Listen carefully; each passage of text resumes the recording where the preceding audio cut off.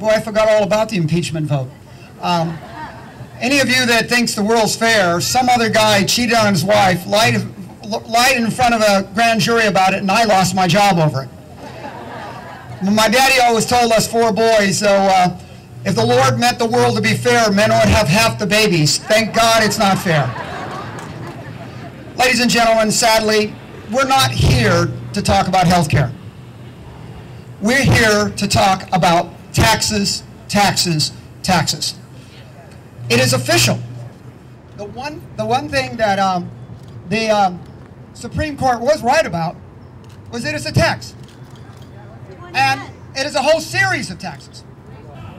Lawyers, we're going to get you out of the operating room. We can't afford to have you in there anymore. Like what Washington has produced and what is shoved through and trying to force it on America without even giving a chance for not just the Congress but the public to read a law before it's forced in. We should never hear the words again, "You'll know what's in it after it's passed." Should never hear that again. I'm sure it has nothing to do with the fact of how much lobbying and pressure is putting on in Washington. And I'm sorry, my friends on the left have to look their lawyer friends in the eye and say, "Joe, I'm sorry. I would rather my daughter, my son have insurance than for you to continue to skim huge amounts of money off the insurance issue." The price of this act is twice of what was projected, and the revenue for it is half of what was promised.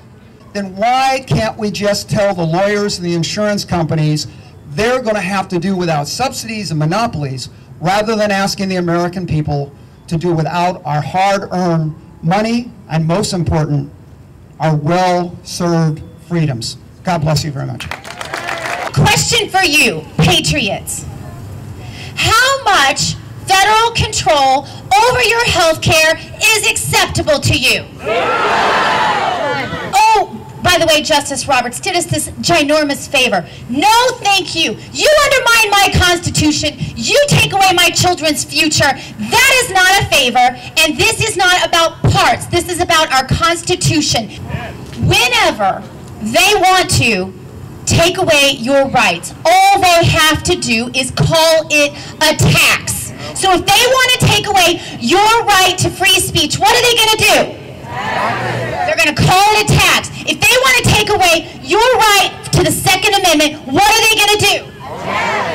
If they want to take away your right to stand here and assemble like you are today, what are they going to do? And if they want to take away my right to talk on a radio show, going to be on Kogo all week this week, hope you'll listen, to take away, thank you, to take away Rush Limbaugh's right, Glenn Beck, Roger Hitchcock, whoever, if they want to take away their right to be on radio, they want to take away the right for folks on Fox News to report the news in a more balanced way than some of the other networks do, what are they going to do? They're going to call it a tax. We're not stupid. I'll be on Kogo 12 to 3 all week. I've got a book coming out this month on July 18th called Ladies and Gentlemen. This issue is not about health care. This issue is about so much bigger.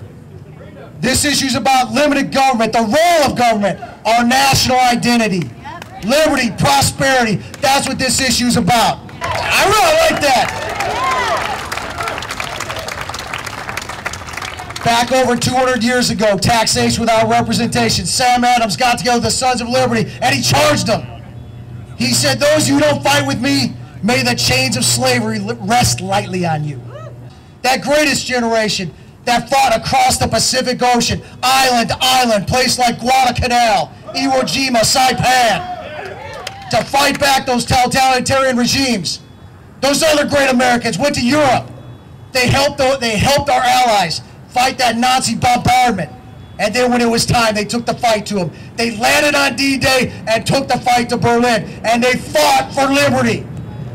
Martin Luther King Jr. said that's not enough. We need to have liberty for all. One set of civil rights. Judge a man by the character of his content of his character, not the color of his skin. It's your right to make an economic choice, even a bad one. What if you decide you want to buy a Chevy Bolt? That's your right, because I'm a Marine. I'm a Marine. Because I try and figure out how the party that fights out of one side of their mouth for a woman's absolute right to choose whether or not to abort a human fetus simultaneously fights out the other side of their mouth for that woman's lack of right to choose whether or not to do something as simple as purchase health care. What is it at the end of the day? It's the biggest tax increase on the middle class in American history. That's what it is. Call it what it is. That's what it is.